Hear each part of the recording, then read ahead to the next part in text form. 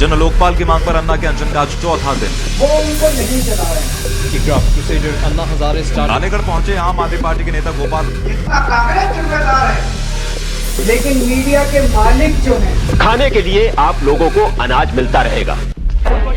इन लोगों से कागज पर इनके अंगूठों के निशान ले लूं ठाकुर? अभी नहीं, पहले इन लोगों को हराम की खाने की आदत पड़ने दो, उसके बाद। किसने सोचा था कि 1990 में आई इस मूवी का डायलॉग आज दिल्ली की पॉलिटिक्स में बिल्कुल सटीक बैठा। 5 अप्रैल 2011 को एक आंदोलन शुरू होता है, जिस आंदोलन का मेन चेहरा थे अन्ना हजारे जी और मेन मुद्दा था जन लोकपाल बिल। इस आंदोलन ने देश में कुछ असर डाला हो या नहीं, लेकिन कुछ लोगों को स्टार जरूर बना दिया। और उन स्टार बनने वालों में कौन कौन लोग थे? मनीष सिसोदिया, अरविंद केजरीवाल, कुमार विश्वास। अब उस टाइम ये आंदोलन के कामयाब होने का जो सबसे बड़ा मेन रीज़न था वो था कि इन लोगों की कोई पॉलिटिकल बैकग्राउंड नहीं थी, तो लोगों को ऐसा लगा कि शायद ये सच में देशभक्त हैं, लेकिन इनके इरादे कुछ और थे।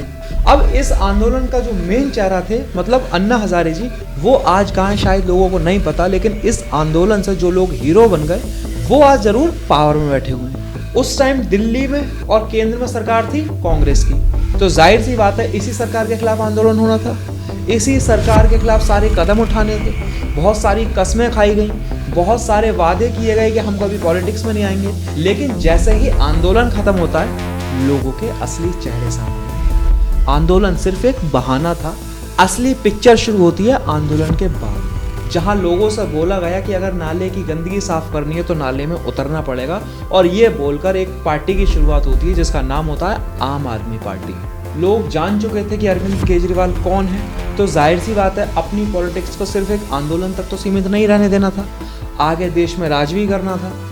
और जैसा कि पॉलिटिक्स में होता है, आपने कितनी भी कस्में खाई हों, एक ना एक दिन तो उन्हें तोड़ना ही है। तो सबसे पहली सरकार बनाते हैं उन्हीं लोगों के साथ में मिलकर जिन्हें गाली देकर फेमस हुए, मतलब कांग्रेस के साथ। अब जिस जमाने में कांग्रेस, बीजेपी और बाकी पॉलिटिकल पार्टी अपनी मैनिफेस्टो में ये लिख रही थी कि लोगों को क्या क्या फैसिलिटी देंगे, क्या क्या एजुकेशन देंगे, बाद में चाहे वो देते या नहीं, अरविंद केजरीवाल हिंदुस्तान के पहले ऐसे नेता थे। उन्होंने देश की राजधानी में वो गंदी राजनीति की शुरुआत करी जो शायद आगे तक याद रखी जाएगी, मतलब लोगों को फ्री की आदत डालना। जो डायलॉग मैं आपको पहले इस वीडियो में सुना चुका हूँ। अपने आप को आम कहते कहते वो अपने आप को कब खास आदमी बना गए, किसी को पता भी नहीं चला, और आपको लगता रहा कि वो एक आम आदमी है, वो एक गरीब इंसान है। इतना चालाक अगर आम आदमी हो जाए तो शायद ये बेरोजगारी ही नहीं बचेगी। उस इंसान ने बड़ी शातिरता के साथ लोगों को ये समझा दिया कि वो लोगों को फ्री बिजली, पानी, खाना पीना, मतलब सब कुछ फ्री कर देगा, और लोग इस चक्कर में आ भी गए। उन्होंने किरण बेदी जैसी इंसान को भी ठुकरा दिया। क्यों? इस फ्री के लालच के चक्कर में। अब आप ये सोच भी नहीं सकते कि कितना खतरनाक है कि अगर देश की राजधानी के लोग अपना वोट फ्री की चीज़ों के चक्कर में देना शुरू कर दें, जिसे बोलते हैं हराम के खाने की आदत। जो पैटर्न था अंग्रेजों का, वो अपनाया किसने? अरविंद केजरीवाल जी ने। अब इसमें किसी पार्टी के सपोर्ट की बात नहीं है, वोट चाहे आप कांग्रेस को दो या फिर बीजेपी को, लेकिन जो गलत पॉलिटिक्स है वो गलत ही है। अगर किसी इंसान को फ्री के खाने की आदत पड़ गई तो फिर उसका शायद भगवान ही मालिक है। अब जो आंदोलन शुरू हुआ था लोकपाल बिल के लिए, और जिसका चेहरा अन्ना हजारे जी थे, आज आपको पता है वो कहाँ है? उस बिल का क्या हुआ कुछ पता है कहाँ है? लेकिन उस आंदोलन का जिसने फायदा उठाया वो आज दिल्ली पे राज कर रहा है। और बात यहीं खत्म नहीं होती है। जिन लोगों के साथ, जिन दोस्तों के साथ मिलकर वो पार्टी बनाई, आज उन्हें भी सबको अलग कर दिया। अब ये बयान तो आपने सुना ही होगा। अब जब इंडिया ने सर्जिकल स्ट्राइक करी, जहां पे पूरा देश अपनी सेना पे गर्व कर रहा है, हर पॉलिटिकल पार्टी अपनी सेना को सपोर्ट कर रही है, उस इंसान की पार्टी के लोगों ने जब अपने देश के अगेंस्ट बोलने से मना कर दिया, तो केजरीवाल जी ने उन्हें भी साइड कर दिया। अपने आप को आम कहने वाला इंसान करोड़ों के बंगले में रहता है। अब आपके दिमाग में आएगा कि करोड़ों के बंगले में तो बाकी नेता भी रहते हैं, लेकिन बात है पार्टी के सिद्धांतों की। एक इंसान ने कैसे अपने आप को आम बोलकर लोगों की आंखों में धूल झोंकी, और जो आदत सबसे ज़्यादा जहर घोलने की दिल्ली की जनता में कर रही है वो है युवाओं के अंदर फ्री की चीज़ों का लालच देना। और अभी नहीं, कुछ दिन बाद आपको इसके साइड इफ़ेक्ट पता चलेंगे कि कितनी ज़्यादा खतरनाक पॉलिटिक्स ये इंसान कर गया है। और अगर आपको विकास के ऊपर बात करनी है तो कौन से विकास की बात कर रहे हैं? दिल्ली में वही पॉल्यूशन है जो पहले होता था।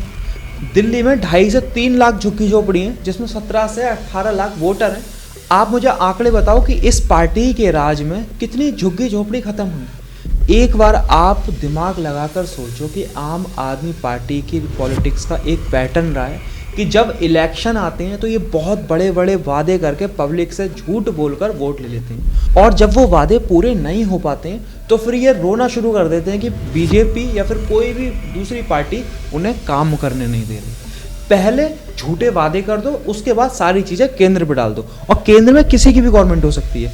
आज बीजेपी की है, कल को शायद कांग्रेस की होगी, तब भी यही पैटर्न रहेगा। और बाकी रही सीएम बनने की बात या फिर आगे सरकार किसकी बनेगी, हो सकता है कि फिर से आम आदमी की सरकार दिल्ली में बन जाए, क्योंकि जब दिल्ली की जनता किरण बेदी जैसी लेडी को इग्नोर कर सकती है, रिजेक्ट कर सकती है, तो फिर हम ये कुछ नहीं कह सकते कि कल को कोई और अच्छा इंसान आके इस सरकार को गिरा सकता है।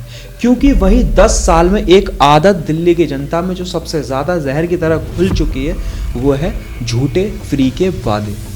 इंसान सोचता है कि 1 महीने 2 महीने लेकिन फ्री का मिलेगा तो, और ये चीज़ दिल्ली की जनता के अंदर एक कैंसर की तरह काम कर रही है। इन्हें पता तब चलेगा जब शायद सब कुछ खत्म हो चुका है। बात यहाँ पे बीजेपी को वोट करने की या फिर कांग्रेस को वोट करने की नहीं है, क्योंकि दिल्ली की अभी तक की सबसे अच्छी सीएम शीला दीक्षित जी हैं, जो कांग्रेस से थी।